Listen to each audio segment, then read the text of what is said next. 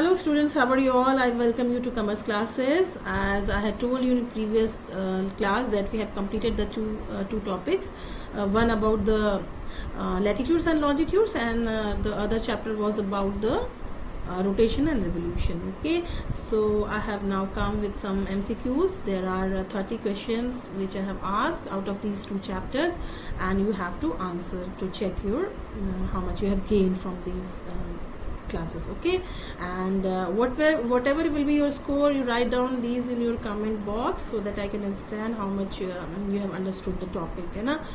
So my first question is, as you can see, first question is, which is the only country through which the equator and the tropic of Capricorn passes? It means वो ऐसी कौन सी country है जिससे equator and tropic of Capricorn दोनों पास होती हैं. ठीक है, तो what is the answer?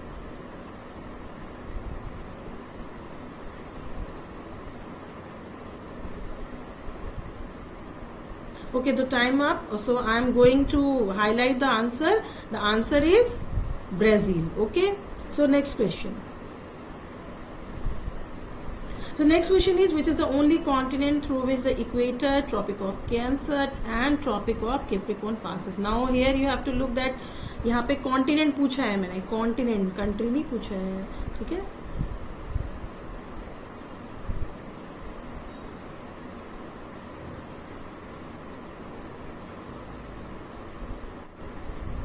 okay, so the answer is of course Africa. Africa is the only continent. Africa ही ऐसा कॉन्टिनेंट है जिससे तीनों मेजर लैटिट्यूड्स जो है पास होते हैं. बाकी कोई भी ऐसा कॉन्टिनेंट नहीं है जहां से तीनों लैटिट्यूड जाते हैं. Okay, so my third question is, third question is, where is the British Royal Observatory located? ये ब्रिटिश रॉयल ऑब्जर्वेटरी जो है वो कहाँ लोकेटेड है? लंदन में, ब्रिस्टॉल में, बर्मिंघम या मैनचेस्टर?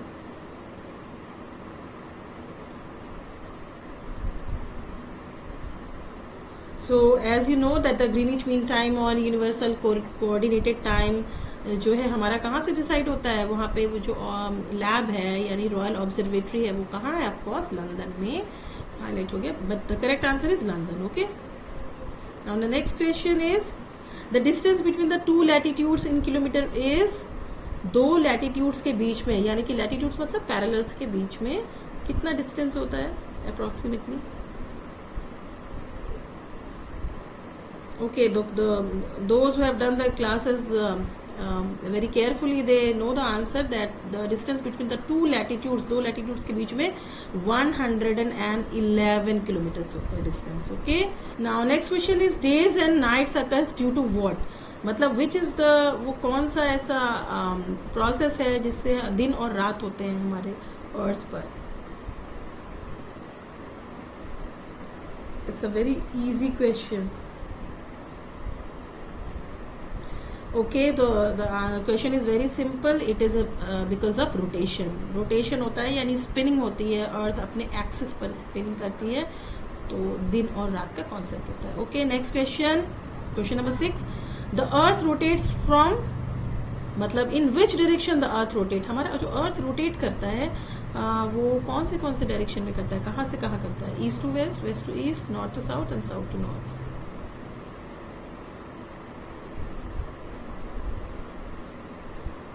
ओके, तो जिन बच्चों ने क्लास की है उनको मैंने ये डेमो करके भी दिखाया था कि अगर सनराइज ईस्ट की तरफ से हो रहा है तो इसका मतलब है हमारा अर्थ वेस्ट टू ईस्ट रोटेट करता है ना, वेस्ट डायरेक्शन से ईस्ट की तरफ आता है, तभी हमें ऐसा लगता है कि सनराइज ईस्ट की तरफ हुआ है. ठीक है, the next question is, yes, how many numbers of longitudes are there in all? कितने लॉन्जिट्यूड्स हैं? पूरे अर्थ को कितने लॉन्जिट्यूड्स में कवर किया गया है? ओके, तो number of longitude is of course 360. अब next question is, yes, the spinning of earth on its own axis is called? अपने ही एक्सिस पर जब अर्थ स्पिन करती है तो उस मोशन को हम क्या कहते हैं? रोटेशन, रिवोल्यूशन, स्पिनिंग या jumping? The answer is very easy, it is rotation. Earth अपनी ही एक्सिस पे जब घूमती है तो ये रोटेशन होता है जिससे दिन और रात होते हैं. Okay, now the next question is, how much time the earth takes for a 15-degree rotation? 15 degree rotation के लिए यानी 15 डिग्री घूमने के लिए अर्थ को कितना टाइम लगता है? 2 hours, 2.5 hours, 1 hour, 3 hours?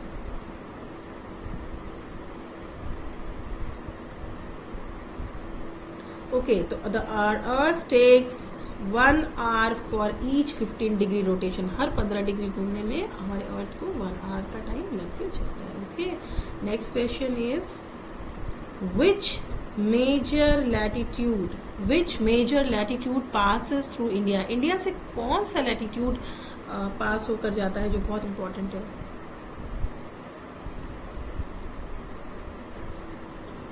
So you can easily understand that our country India is in the northern hemisphere and just above the equator. तो इक्वेटर से ऊपर है तो कौन सा जाएगा हमारे यहाँ से? Tropic of Cancer. ठीक है। Okay, next question is the Indian Standard Time is passing through. हमारा जो इंडियन स्टैंडर्ड टाइम है यानी इंडिया ने जो एक अपना लॉन्जिट्यूड लिया है, इस टाइम को उसने माना है, वो कहाँ से होके गुजरती है ये लाइन? इलाहाबाद, अलीगढ़, आगरा या Azizabad?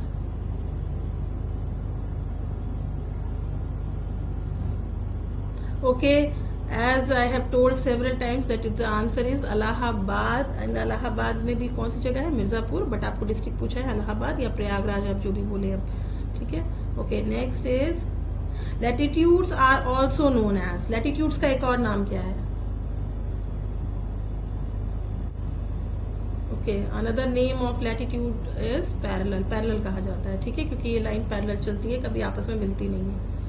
Next question is question number 13, the 0 degree longitude is also called as. जो 0 डिग्री पे जो लॉन्जिट्यूड होता है उसका नाम हमने क्या दिया है? आइडियल, यानी कि ये ideal, international date line, equator, meridian या prime meridian?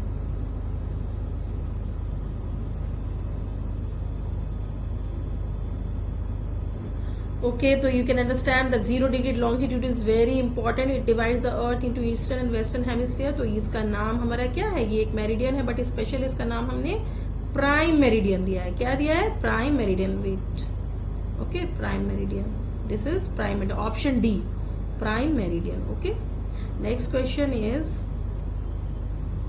Through how many states of India the Tropic of Cancer passes? The answer is 8 states है। इसकी ट्रिक भी मैंने आपको बताई है कैसे याद करेंगे। ठीक है, तो 8 will be the answer. 8 state से पास होती है। Next question, through how many continents the equator pass? अब कितने कॉन्टिनेंट से इक्वेटर पास करती है? तो इसका भी मैंने मैप से बहुत अच्छा बताया था आपको। It's very easy. Why? Because मैंने आपको बोला था कि तीनों जो है लैटिट्यूड वो 3 यानी 3 है तीनों में, तो 3 कॉन्टिनेंट से पास होती है। ठीक है, तो इसका आंसर क्या है? 3। Okay, 3 is the answer. Option D is the correct answer. Next question is the world is divided into how many time zones? कितने टाइम जोन्स में पूरी दुनिया को बांटा गया है? मतलब अर्थ में कितने टाइम जोन्स हैं?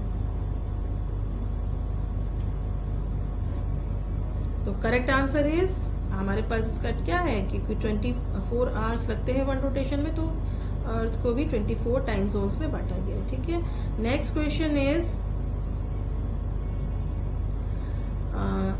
Question is the time followed by all the countries in the world is called as. वो टाइम जिसको पूरा वर्ल्ड जो है वो उसको फॉलो करती है, उसको क्या कहा जाता है? GMT, UTC, both of these या नन ऑफ दीज? मतलब GMT, UTC या दोनों कहा जाता है या फिर इनमें से कोई भी नहीं?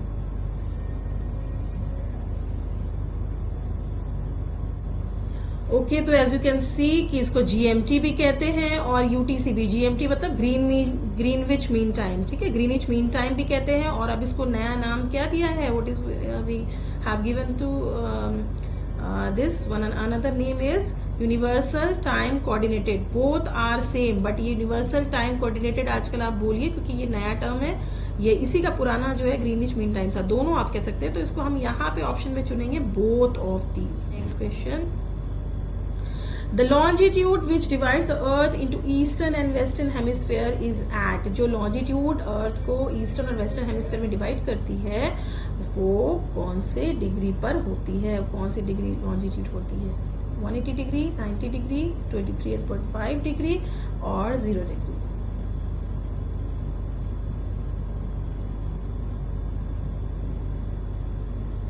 तो दिस इज ऑफ कोर्स जो भी चीज अर्थ को डिवाइड करती है, चाहे नॉर्दर्न और सदर्न में, चाहे ईस्टर्न और वेस्टर्न में, वो क्या होगी, वो हमेशा 0 पर होगी। 0 पे कोई चीज होगी तभी तो डिवाइड करें, दैट इज ऑन 0 डिग्री। और यही 0 डिग्री क्या है, हमारा prime meridian.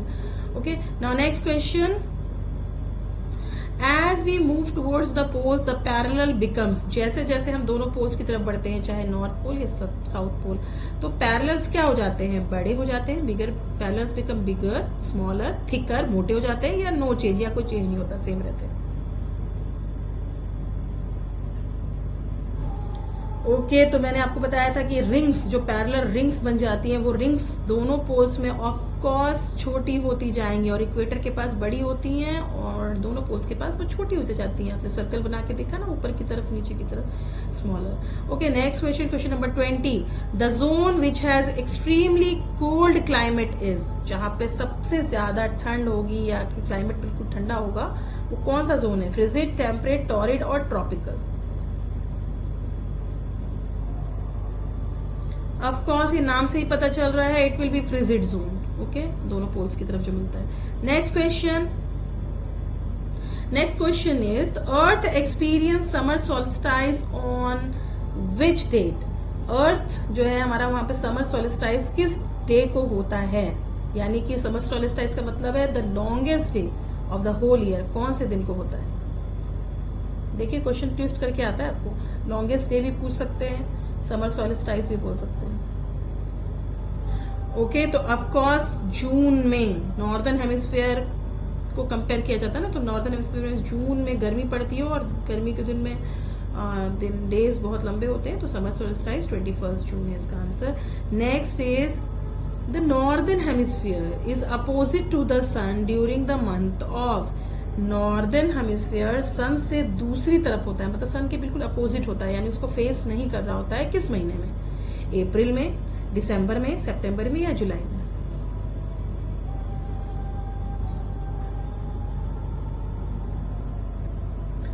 Of course northern hemisphere जब अपोजिट होगा तो यहाँ पे ठंड पड़ रही होगी, और ठंड कब पड़ती है नॉर्दर्न हेमिस्फीयर में, मतलब हमारा इंडिया भी है इसमें, नॉर्दर्न हेमिस्फीयर में, तो हमारे यहाँ ठंड दिसंबर में पड़ती है। ऑफ कोर्स तो दिसंबर वो मंथ है जब नॉर्दर्न हेमिस्फीयर बिल्कुल अपोजिट होता है सन के। ठीक है, okay, next question is the position of the earth with the sun rays falls over the equator is called as, वो फेज यानी वो टाइम जब जो सन रेज होते हैं वो डायरेक्टली इक्वेटर पे पड़ते हैं बराबर, मतलब इक्वेटर पे फॉल करते हैं, ना तो नॉर्दर्न हेमिस्फीयर पे ना सदर्न हेमिस्फीयर में। एक ऑप्शन इसमें कट गया है, ठीक है, आप तीन ही ऑप्शन में से चुन लीजिए।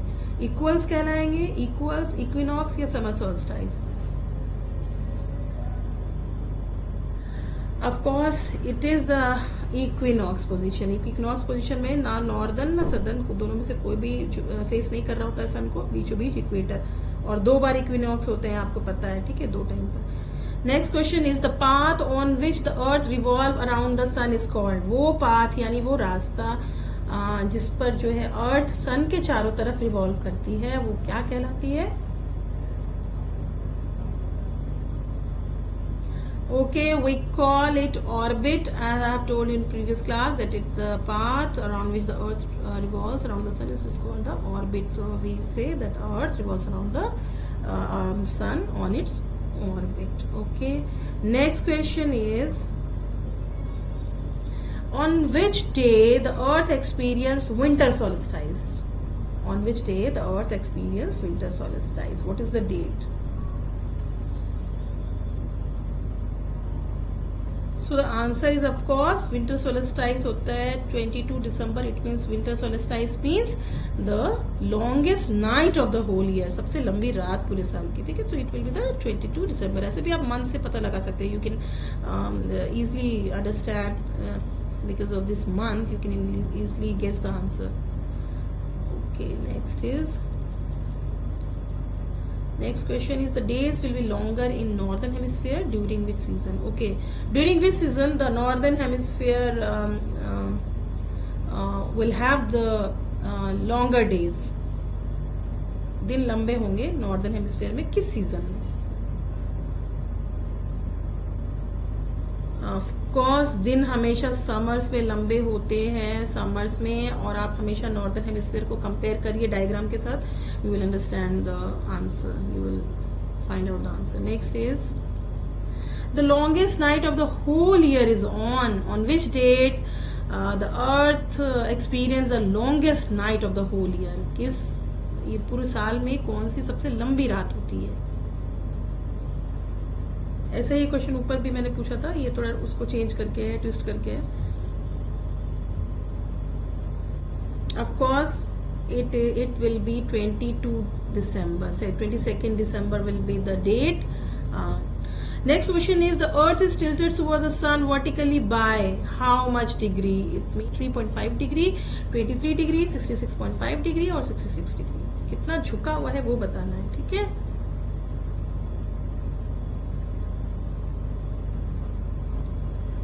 Okay, so our earth is tilted. हमारा जो earth tilted है वो of course 23.5 degree है. मैंने आपको ये बताया था कि जितना कैंसर और कैप्रिकॉर्न का जितना जो लैटिट्यूड का जो पोजीशन है बिल्कुल कॉन्सिडेंटली वही हमारा टिल्टेड का भी होने का, झुके होने का भी डिग्री है, ठीक है? तो this is the same.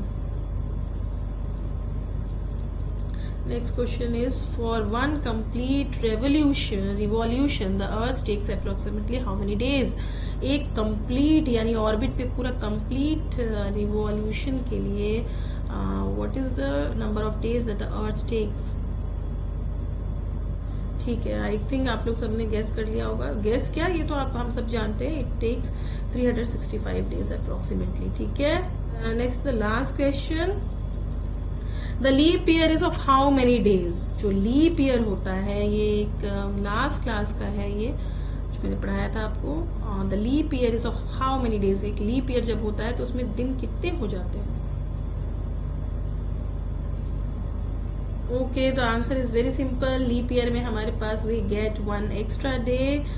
In every 4th year we get 1 extra day, so the answer is 366 days. Okay, तो this is all, this were the 30 questions. I hope you all have done excellent, and just write down your score in the comment box and solve it. And if you have scored more than 25 then very good, excellent, ठीक है?